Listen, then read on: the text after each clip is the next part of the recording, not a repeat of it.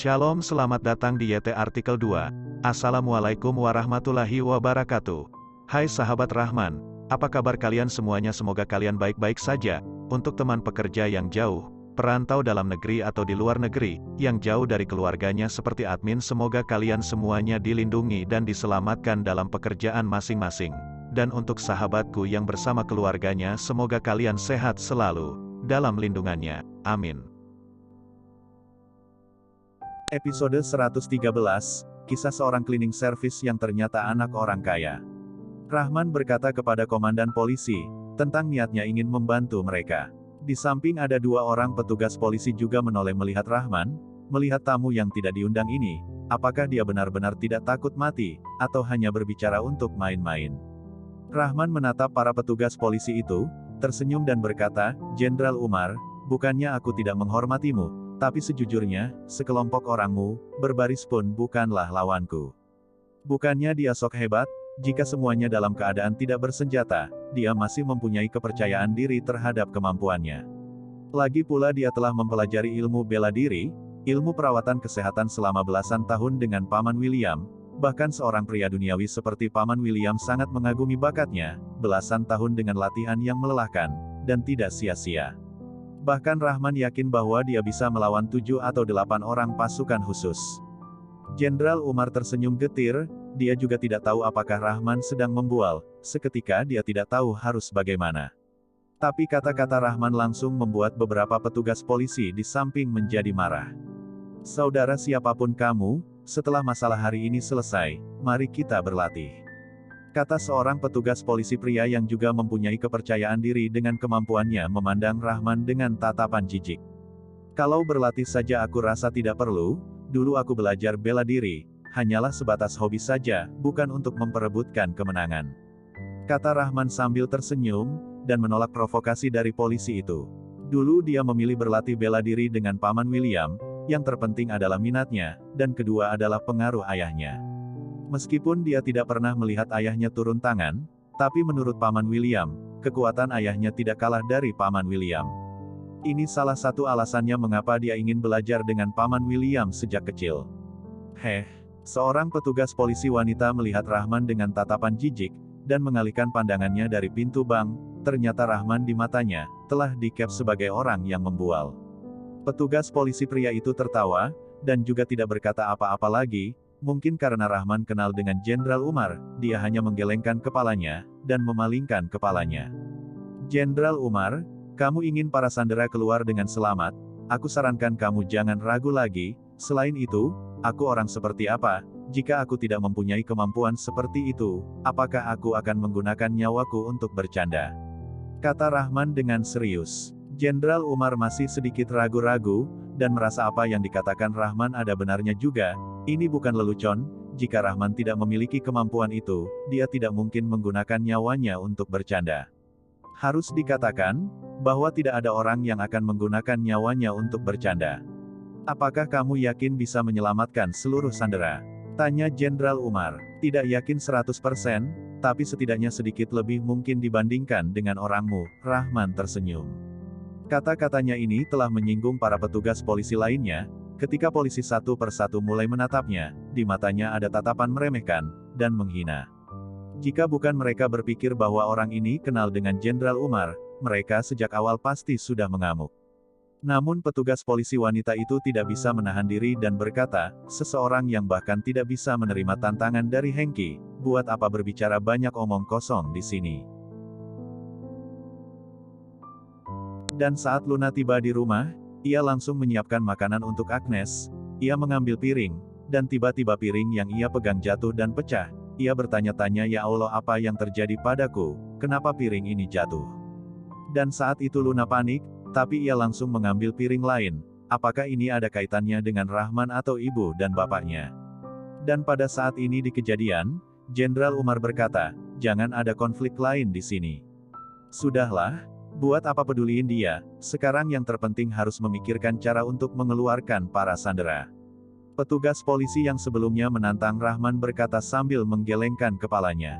Yah, jangan mengganggu Jenderal Umar dan Komandan, jika berlengah-lengah seperti ini para perampok akan mulai membunuh para sandera.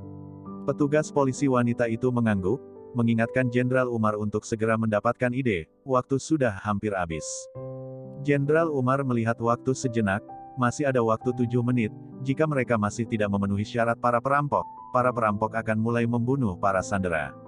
Sebagai seorang yang telah berurusan dengan perampok selama bertahun-tahun, Jenderal Umar tidak ragu dengan kata-kata para perampok itu. Mereka mengatakan bahwa akan membunuh satu sandera dalam waktu 15 menit pasti akan dilakukannya. Baik, Tuan Rahman, aku akan mempercayaimu. Masalah ini menyangkut nyawa belasan para sandera, aku berharap kamu lebih berhati-hati dan bijaksana. Kata Jenderal Umar dengan pasti. Jenderal Umar, kamu serius membiarkan dia pergi untuk mati?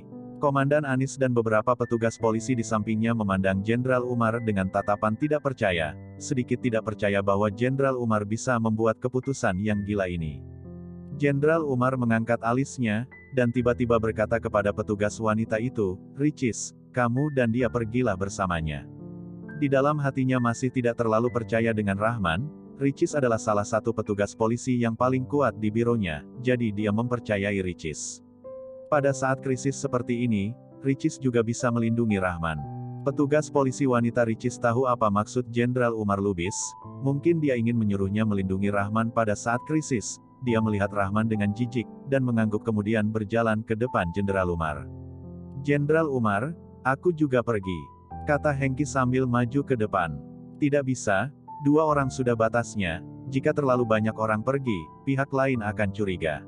Komandan tidak berpikir dan menolaknya. "Aku rasa 2 orang juga pihak lain akan curiga, akan lebih baik jika aku pergi sendiri," kata Rahman. "Kamu pergi sendiri? Kamu pikir apakah kamu benar-benar bisa menyelesaikan tugasmu? Aku hanya melindungimu, takut sebelum kamu jalan masuk pintu bank, dan ditembak oleh orang itu," kata Ricis mendengus. Sejujurnya, jika tidak melihat muka Jenderal Umar, dia juga tidak bersedia untuk mengikuti Rahman. "Tuan Rahman, kalian berdua saja yang pergi, bagus juga ada yang bisa menjaga," kata Jenderal Umar. Rahman mengangguk, tidak berkata apa-apa lagi, dan membawa tas makanan yang telah mereka siapkan dan berjalan memasuki pintu masuk bank. Ketika melihat Rahman berjalan memasuki pintu masuk, para petugas polisi yang berada di belakang terlihat sedikit terkejut. Beneran berani pergi? Sepertinya orang ini masih memiliki keberanian.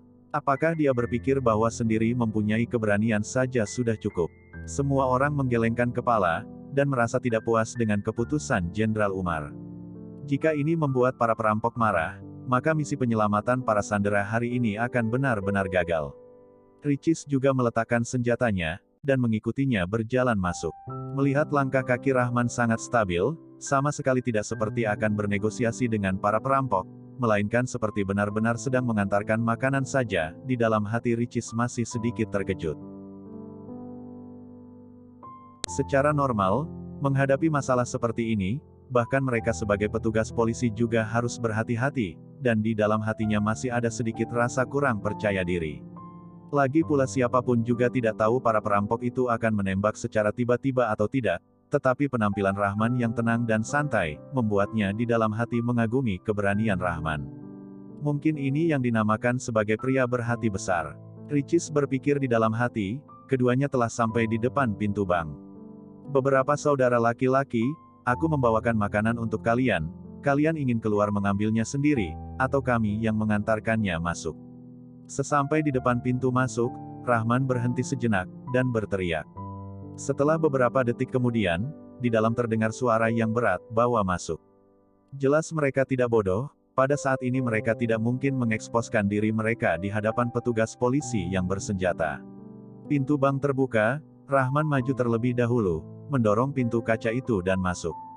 Ricis mengikutinya di belakang. Atas permintaan para perampok, Rahman berdiam di tempat, mengangkat tangannya dan berbalik. Ricis juga melakukan hal yang sama.